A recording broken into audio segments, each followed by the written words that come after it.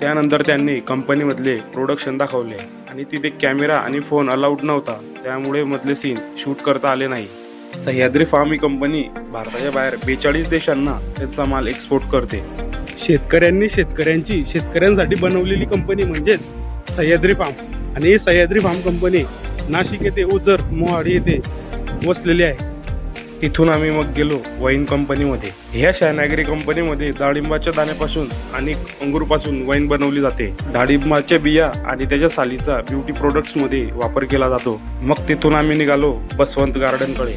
गार्डनमध्ये जाण्याआधी आम्ही सगळ्यांनी चेंज करून फ्रेश झाले होते. बसवंत गार्डनमध्ये खूप काही पाहण्यासारखं होतं. डार्क चॉकलेट कशी तयार केली जाते आणि मधमाशा त्यांचं काम कसं पूर्ण करतात हे सगळं त्यांनी आम्हाला सांगितलं. गार्डनमध्ये सगळ्या प्रकारच्या गायींच्या प्रजाती आणि बैलांच्या प्रजाती त्यांनी अशा शो म्हणून ठेवले होते. आणि एक आदर्श गाव कसं असलं पाहिजे आणि तिथल्या शेतकऱ्यांनी कशी शेती केली पाहिजे ते या डेमो मधून समजले. एक आदर्श गाव आणि निसर्गरम्य वातावरण असलेले एक गाव त्याचं एक उत्तम उदाहरण होतं. मग ते पाहून झाल्यानंतर तिथून आम्ही गेलो बोटिंग करण्यासाठी. अर्धे पाय बोलतील एवढंच पाणी होतं आणि त्यात आम्ही बोटिंग करत होते.